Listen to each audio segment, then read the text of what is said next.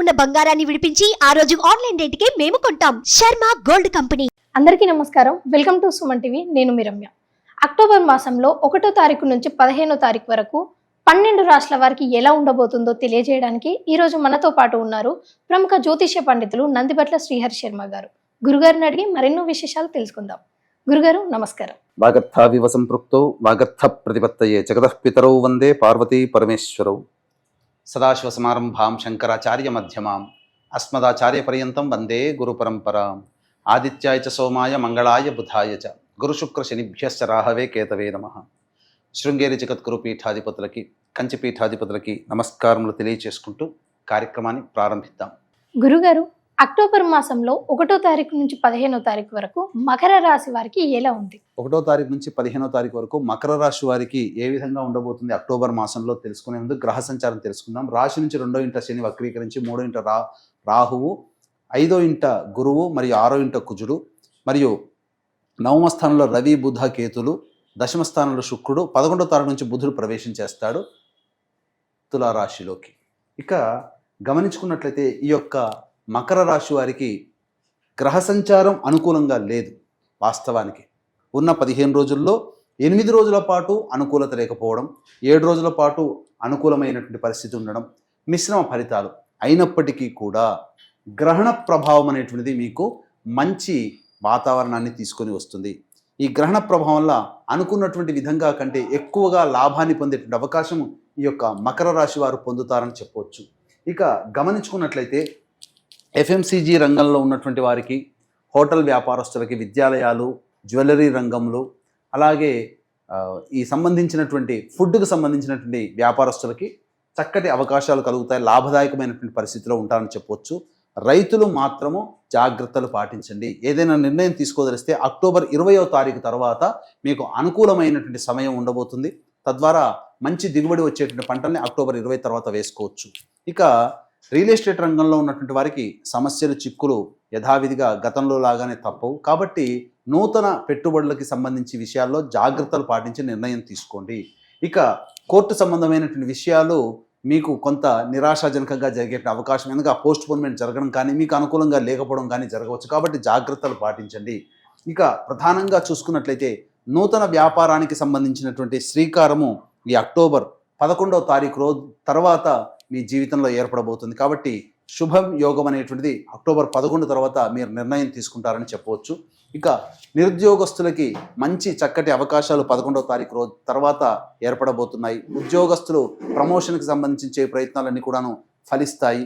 అలాగే విద్యార్థులు చక్కటి విద్యా అవకాశాన్ని పొందుతారు. కోరుకున్నటువంటి చోట్లో మీరు ప్రవేశాన్ని పొందుతారు. ఇవన్నీ కూడా అనూహ్యంగా జరుగుతాయి. గ్రహణ ప్రభావం మీకు సంపూర్ణంగా అనుకూలంగా ఉండడం, జరిగేటువంటి మంచి ఎక్కువగా జరగడం, జరిగేటువంటి చెడు గ్రహ సంచారం అనుకూలంగా లేకపోయినా జరిగేటువంటి చెడు తక్కువగా ఉండడం, ఈ కారణం చేత ఒక రకంగా మకర రాశి వారు ఈ యొక్క అక్టోబర్ మాసంలో అదృష్టవంతులని చెప్పవచ్చు.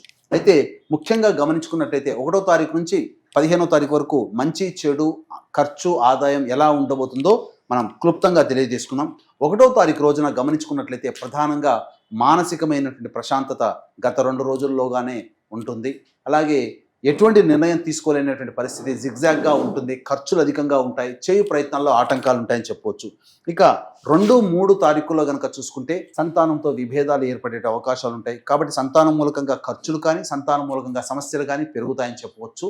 లౌక్యంతో మీ సంతానంతో వ్యవహరించండి. అలాగే న్యాయ సంబంధమైనటువంటి విషయాల్లో కొంత నిరాశాజనకంగా ఉండే అవకాశం ఈ 2, 3 తారీఖుల్లో ఉంటాయని చెప్పవచ్చు.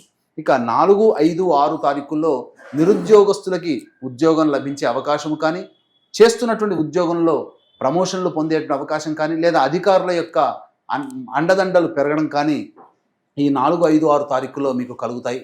మీ యొక్క పేరు ప్రతిష్టలు పెరిగే విధంగా మీ యొక్క కార్యక్రమాలు ఉంటాయని చెప్పవచ్చు. అంతేకాకుండా సమయానికి ధనాదాయం కూడా మీకు చేతికి అందుతుంది. ఇక 7, 8 తారీఖులో కనుక చూసుకుంటే అన్ని రంగాలలో ఉన్నటువంటి వారికి, ఉద్యోగస్తులు, వ్యాపారస్తులు, కుల వృత్తులు, చేతి వృత్తులు, రోడ్ సైడ్ వ్యాపారస్తులు, వీళ్ళకందరికీ కూడా అధిక ధనాదాయం కలిగేటువంటి అవకాశాలు గోచరమవుతున్నాయి. ఇక 9, 10, 11 తారీఖులో కనుక చూసుకున్నట్లయితే ఖర్చులు అధికంగా ఉంటున్నాయి. చేసేటువంటి ప్రతి పనియందు కూడాను ఆటంకాలు అనేటువంటివి ఏర్పడబోతున్నాయి. అలాగే సమయానికి నిద్ర పట్టకపోవడము, ప్రతి పని యందు కూడాను చికాకు కలిగించే విధంగా ఉండడం, మానసిక ప్రశాంతత లోపించడం ఈ 9, 10, 11 తారీఖుల్లో ఉంటాయి. అయితే ఖర్చులు కూడా ఉంటాయి కాబట్టి ఇప్పటికే పెట్టుకున్నటువంటి ఖర్చులు అనగా ఆ 9, 10, 11 తారీఖుల్లో ప్లానింగ్ ప్రకారం పెట్టుకున్న ఖర్చుల్ని తగ్గించుకోండి. ఎందుకంటే ఆకస్మికంగా ఖర్చులు కూడా 9, 10, 11లో ఏర్పడబోతున్నాయి. ఇక 12, 13 తారీఖుల్లో కనుక చూసుకున్నట్లయితే ఎన్నాళ్ళ నుంచో మీరు ఒక బాధ్యతని కంప్లీట్ చేసుకోవాలని ఆలోచిస్తున్నారో, ఒక పనిని పూర్తి చేయాలని అనుకుంటారో ఆ పనిని పూర్తి చేసే సదవకాశం మీకు 12, 13 తారీఖుల్లో కలగబోతుంది. ఇక అన్ని రకాలుగా విందులు వినోదాల్లో బంధువులు స్నేహితులతో పాల్గొంటారు, సంతోషకరమైనటువంటి జీవితాన్ని పొందుతారు.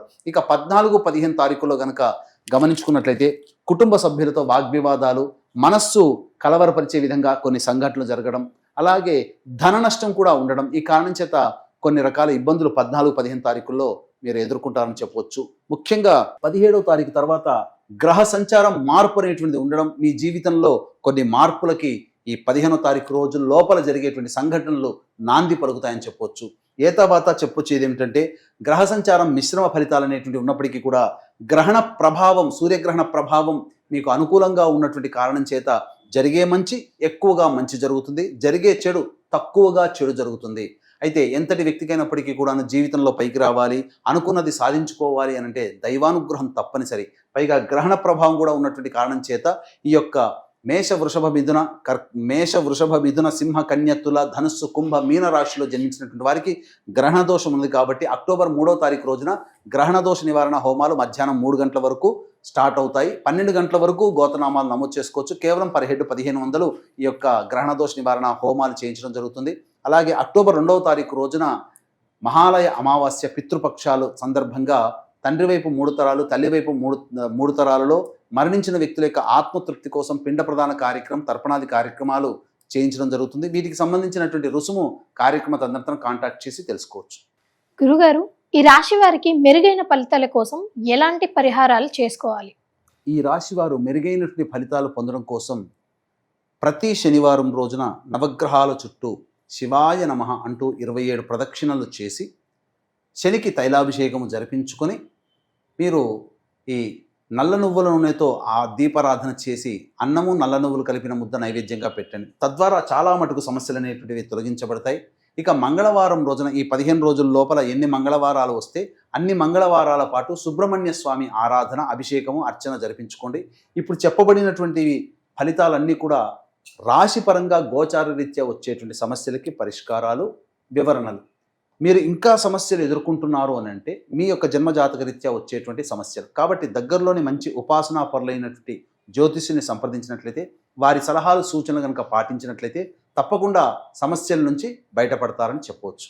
గురుగారు, చాలా చక్కటి సమాచారాన్ని మా ప్రేక్షకులకు అందజేశారు. ధన్యవాదాలు. సర్వం శ్రీ ఉమామహేశ్వర పరబ్రహ్మార్పణమస్తు.